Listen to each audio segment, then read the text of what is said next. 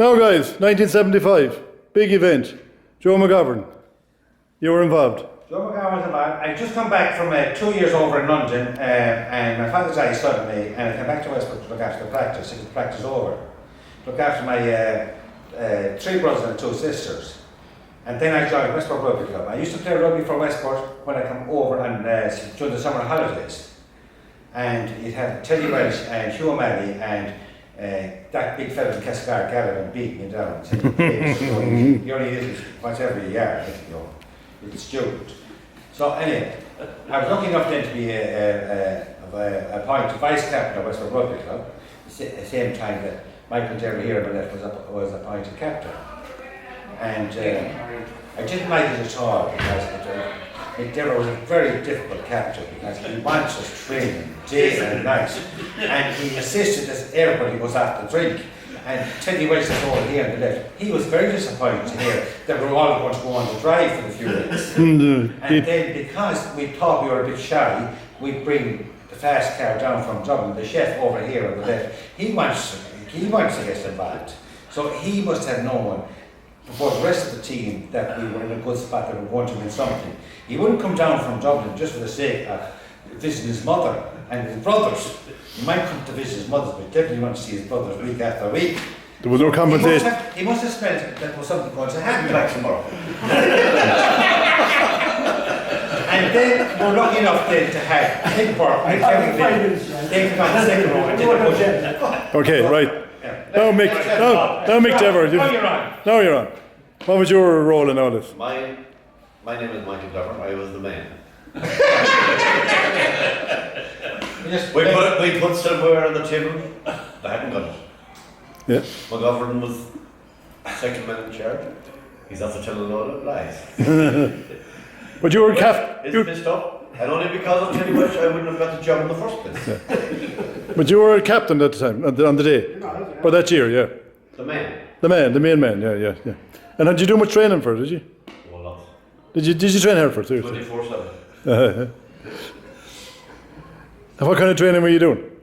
Oh, 3 times up in the week. 3 times a week, yeah. Also, 3 times a week. Do you have a coach? There's no coach in the day. Oh, Lee Welsh and Steve Welsh. Lee Welsh. And had you a trainer as such? Or the Well, you the bollocks and the thrill.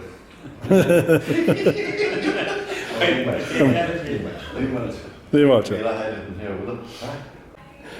So how did the match go down in Galway anyway? You played in Galway, did you?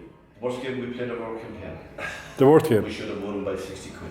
60 points. 60 points. And what was the score eventually? 6-4. 6-4. Close. Wasn't a close game. It was around 4. Was it 4-3 or 6-4? 6-4. 4-3. Try for penalty, wasn't it? 4-3, he got the try. 4-3. Yeah, Mick Burke got the try, Yeah. Who he called at the penalty.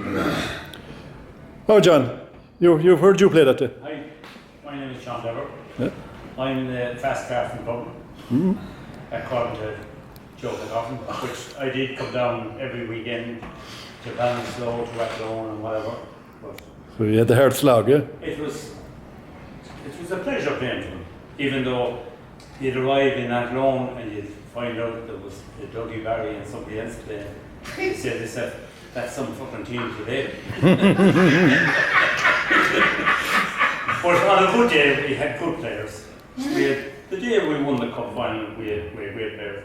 And as Michael said, on that day, we should have won 30 points freely. And we straight home 4-3, thanks to a Mick Burke try man on my left. But I wouldn't have changed for the world. It was the highlight of my rugby career, and it was great to win cup medal for Westport. Come on. Now, Mick. Mick Burke here, and I tell the rugby club because it was great crack. I didn't realise it was so important at the time, and that's the way it goes. You have been a GA player, were you? GA played for 2 years before that. And a coach. Yeah, well. And had the ban been lifted? Yeah, hadn't been lifted, no. On your time, no? No. Did you get it? You didn't get into trouble over it, no? No, trouble over it. But anyway, it was a good day. But you had success on other fields as well, didn't you? Yeah. Manager. Bit But it's a success of Gaelic football. Yeah, He was manager of the Mayo Miners from the one that was doing the. yeah, he won a Mayo, and did you win a vocational schools a couple of times? Yeah. All Ireland. Yeah. But he won the All Ireland minor final Yeah, with Mayo. that's right. Yeah, The second last time they won. What year was that, Mick? 85. Have the one in sense? The Yeah, year. that's The one who wants Yeah. that. Once. Yeah. One of one sets, yeah. And Teddy. Tell you what, here, just to confirm what Joe McGovern said in Mick Dever, we should have won by 100 points that time. We never lost a scrum or a line out. No. We couldn't plug a well score. No, we gave it us. What church was that year in particular? We hardly won a match before Christmas. And then we started the first round against Corinthians and we had to play them 3 times so we got the result. And that's what we struggled with. Yeah, well, that was the cup. We played Corinthians twice in Galway. We did that much ago. Yeah, much ago. And we beat Athlone the following week in Athlone. Ran them off the pitch. And we did, and we beat Galway in Westport in the, That was the title. on the lawn. Was it 3 points nil, I think it was. On the lawn of Westport House, is it? Yeah, That was the first team. that was our big sign that time. But it was surely a great day. Go down in history, definitely. And who can name the team? Anybody can name it. You name the team. The captain can name the team, yeah. Full back was Christian Office. Yeah? John Cox and John Dever centres. The wingers were John Parsons and Tom Neal. Jackie Morris and I out half Scunman. Front row, Teddy Welch, Pat Grady, and Christy Cole. Second row, Kevin Blaine. Back row, yours truly. John McGovern, Ozzy Boyce, and Stephen Brady. Stephen Bradley. The man who's taking photographs is Oliver Whyte. That's great in front row. yeah, that's what I said. And that's mentioned somebody else. No, Didn't you have a substitution? We did. George Commands us up for Really? Carraholly, near the finish. It was nice. Was he the first substitution allowed? I think it was the first substitute in Connacht, In, I think he was. I think he was the first substitute. Coming in that time. I think he was sub. It's a new law that just came Yeah. in. Yeah, I think he was the first sub in the country. He had some record for his punishment for it. What would that refer to? For the day you knocked him off. Playing better. And why would I knock? Playing on your own, playing with you. And why would I knock him out? He was in your way. He wasn't playing well enough. Correct.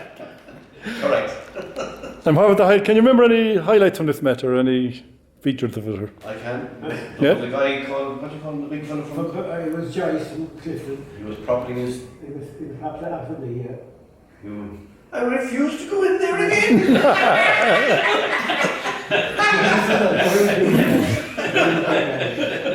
Can you tell us about the try, Mick? I know that. Go on, tell us about the Go try. on. The only thing I can remember about that time was that he was running for the ball, little roaring from it, the Connemara fella looked the wrong way. And he scored. No, that's right. He looked at him and then he looked at the ball. That was it. I have a funny feeling you're offside, will you? I think he was. Excuse me. There was no offside in those days. Listen to this now. I kicked the ball. Yeah. I put it up in the air on No. about 10 yards out. The lot of went to look at catch it. That's right, yeah. And they got a penalty in Connemara with about 10 minutes to go on the 25. And I think it was one to close and instead of a kick. And Christy Carraholly gave the penalty away and he started whinging. And I said, no, shut up the fuck. I said, that was scored the try yet. And he went near the list. And I heard, I knew. As I was standing beside him. You haven't scored it. Were there many at the match? There was a great crowd. We see the juniors won the That's right. The Minors. minors, yeah. We had the second biggest. Michael Kipley, yeah. We had the second biggest attendance that year in I'd Galway. say so, yeah. Do you know who had the bigger attendance than us? The All Blacks. Oh, No, serious. yeah. The pity we weren't better than them, wasn't it? Well, we beat the All Blacks. Yeah, The we Connemara All beat Blacks. Yeah, I got the Connemara All Blacks. Who was that? And how did you celebrate it then, guys? That It was a long road home, mine. It was a long road home, mine. We're celebrating sin. There was a black eye in Ballinrobe. Oh, before we got to Ballinrobe, we went into your girlfriend, Cora. Call forward. Yeah. Skeff. Yeah. And then it was closing time, those days, 10 o'clock, you had to go home. So there was some of us in dinner sanctum and the rest were outside it. And the next thing is, the door into Cora's lounge was kicked open. Somebody over here that kicked us in and pushed my sister-in-law in front and she kicked us in. And you walked in the door. I mean, you kicked that door in. John pushed us in the door. So we stayed there as long as we could and then we went over to Bannerall. Yeah. But we got a great waiting for ourselves. So we got better. There was a bit of a discrepancy on the bus. And the bus. Tell me this, how would you describe Westport Rugby Club anyway? Joe, you were president of Connacht Branch and captains and chairman. Well, I think Westport Rugby Club is in a very good position now at the moment. We've come a long way, we've very good underage and great trainers and great commitment down there now. And it's a very proactive club. We're proud of it. The way it has come developed over the years since we were back there then. I think everybody here would say that's done well and great commitment down there. And the great young guys get an opportunity to play rugby. And is there much difference between the club now and the club in 40 years, 45 years ago? There's more people play, so we've girls play now. And Excuse me. The team that won the Junior Cup this year, I know. They're not in our class. Oh, shit. That goes without saying. There was no one in our class. What were the changing facilities like in Well, going back your time? The Mala River. Going back when I started playing John? the Club Hotel was the changing place. Yeah. At least when you played rugby at my age at that time, you socialised with the team that you played with. You went back, you went up to the room, one of the rooms in the Club A, you washed yourself down, you came down and a few pints at the bar with the opposition. That was the difference between playing rugby and Gaelic. Gaelic you changed beside the river down in the Gaelic Park and you went home and that was it. Where when you played rugby, you met the opposition and you met long-time friends after. Exactly that. Under poor conditions, but having said that, the Rugby Hotel were very good to Westport Rugby. I know they got in return they got the custom, but they were Westport Rugby when I joined. So what other venues did you go to then? Cabinets. Went to Cabinets. The Railway Hotel, yeah? Went to Cabinets. We went to the The Nile River. we went to Hotel Westport. Yeah? We were there for a long time. Yeah, for a long time, yeah? Castlecourt. Castlecourt. Followed after. I told the girl that she's the manager there. So the Castlecourt, you done a little business arrangement with them, I think? We did a arrangement there, we did a disco there, we had a fundraiser there for Tom Naylor when he broke his leg. And we had that fundraiser for over 15 years. 15 years, the last of 15 years, yeah? At least 15 years, and all the money we raised out of that, bought the pitch down in Carraholly. Bought that pitch for 27,000 and we had 21,000 the day we bought it. 21,000 we raised. In the bank. In the bank. In the bank, yeah. Right. Hard cash. And the girl that sold us the land, she gave us 6 months to pay the rest, and we raised the other 6,000 or 7,000 in the disco in Castlecourt. And we thanked May Corcoran and Peter Joe at that time for that. It was a great disco. We had 4 teams on every Friday night. We took a lot of hassle over the years, but that's the kind of money we took out of it. I would say, in all fairness, I think we took the bus at 250,000 out of Castlecourt. At least. Over 10 years. At least, yeah. A lot of money. So you were the bouncers as well, were you? Huh? You were the bouncers. Everybody, with 4 teams to collect the money, at bouncers, yeah, 4 of us. 4 every night for, I say, 10, 15 years. But there was always a bit of hassle. A lot of people, a lot of fellas, well, I'll give you an example. This fella called Manhattan out the road here, couldn't get in. I was in Tommy Manhattan. You're liable for What's his name? Tommy, yeah. Tommy. Go on, anyway. Tommy, we wouldn't let Tommy in unless he paid up to €4. So Mick McCormick was on the door with me and Stephen Brayton and myself. Well, anyway, Tommy was disappointed he had to pay. And when he wasn't letting, he said to Stephen Brayton, "I'll never buy petrol in your pubs again." And that struck Stephen on the craw. Yeah. And the next thing he said to McCormick, "I'll never eat meat or buy meat in your place ever again." And I was afraid he was going to hit me now, that he was going to get his teeth done. They got to be pushed in that night from anyway. But fellas put their neck out for Westport Rugby Club at the time. That's it. It wasn't easy, but that's it. You used to have an annual dinner dance. Yes, Hmm? great success. You attended? Oh, I did indeed. Dickie Ball. There was only Dickie Ball dress dance in Westport. St. That and the guards. Stephen's night. Guards one was the same. Stevens' night. It was a great night. Not held anymore, no? No, No. that Did- felt went by the wayside. I don't know why. Or whether it's just Modernisation. yeah, exactly. The dress dances became more popular, whatever. What, we had the best dress dance down in Westport House. Do you remember me? No, I remember that. I was just at want to remember that one. But going back, Ollie, to the teams in Westport. The four gentlemen left and right to me to verify this.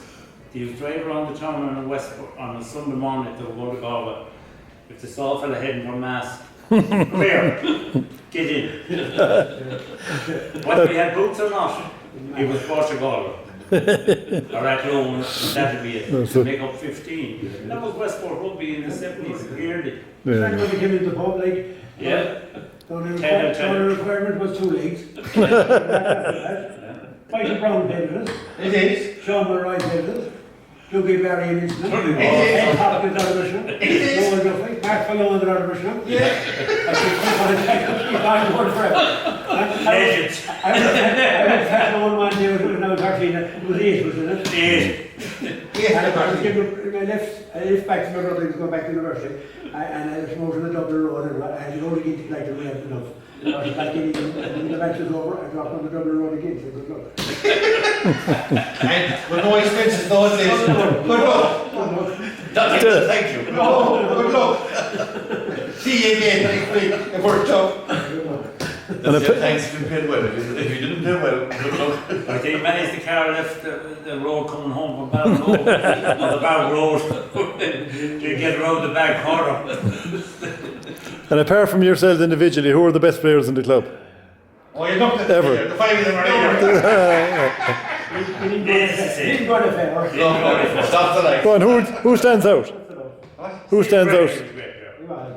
Who was? Hugh O'Malley before was a great player. Yeah. Hugh O'Malley was, Leaving Shane Whitehead out of the two best clubmen we had. well, the two Welsh in And I remember they were retired over a year or 2 years. I see what it was. We were playing by club and all on Sunday. They were tough match. And we had 13. And we were watching the match, and in a quarter of an hour, we were downtown to play. We got to draw the same day, and we beat the Reef playing Galway.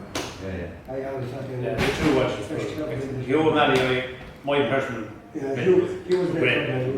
Great player. Jackie Morris? Yeah, good. Good player. No, Jackie. Oh, Jackie Morris, now what do you know about Jackie Morris? He broke our bloody hearts. He kicked everything. He kicked everything away from us. There used to be a call, don't give it to the backs out there one time. Remember that? Stuart John Gorgie was the call. Well, the searching forward, and you say when the packet be going forward, you see Jackie Morris's face going down. So you enjoyed it in general? Best years of my life. Best years of your Best years life. of our No life. question about it. And why do you say The that? foundation for what's down there now, of this team. And The great to won see- the cup. great to The see them foundation this for year. the future, yeah. Oh, Tonight, What? bring them up tonight, we'll take them out. yeah. So Great to see them win. they won this year again after 40 years. Yeah. After 40 years. Great to see you. And Ali, I hate to say this now because you know, these guys on my left here now, their heads are getting bigger already. That's all I'm going to say. We won the cup 40 years ago and Mick Dever was captain. And we waited 40 years for his younger brother Declan to get out of politics, to find the mortal life, and he joined the Westport Rugby Club, and he's president of Westport Rugby Club, and we win the cup the year he's bloody president. Yeah. It's not fair, Cindy. It's not fair. It's not fair. The Devers are haunting I us. hope to win the British Cup here. I had the team to win the And what about British Cup. Sean Dublin this year? He was a fine player. Oh, he was a good player, yeah. Yeah, he played very well in the final. A fine player. Who was that? Young Johnny. Oh yeah, very good. Yeah, yeah. Our the final this year was very good. That's the connection. Tennis Yeah. cousin. They're very good this year, man. Obviously. No, excellent. And finally, each guy, any funny thing you can remember. The thing that stands out in your head has been the funniest or daftest? Well, I had a party down at my house with the rugby club. And my wife was going mad, and all these fellas in there, and they're opening bottles on our mahogany sideboard. That wasn't too bad. Then Mick Dever decided he just lost it. He lost it for a few minutes, and he drove out. He drove into the hedge, and he had the hedge under the car. And I said, Dever, yeah, nice fella. You know, the hedge under there. Gertie comes around and says, he didn't touch our bloody hedge. The hedge is stuck under Mick Dever's van. And Gertie's telling me he didn't touch our bloody hedge. And so when Mick reverses the car, the hedge goes with them. That's all I can say about it. Right, Mick. Anything? He's lies. No, he's telling you lies. Tell lies. We're the big. We know you're the big. We know you're the big liar. Go on. Go on. That's right. John, anything funny you saw in yours? As I said, he arrived in that loan of Ballinasloe, how we fixed. We have 13 and we have Dougie Barry. I says, what? Oh, well, it could be worse. Not much. Mick? No, Nothing? Teddy? You'll have a I few. remember going to Ballinasloe one day, playing a match, I go to the station to pick up 2 clients from Dublin. Fast Carby. And those 2 fellas got off the train and with 2 bags, you know. I said Westport, no one said Ballinasloe. They were the same.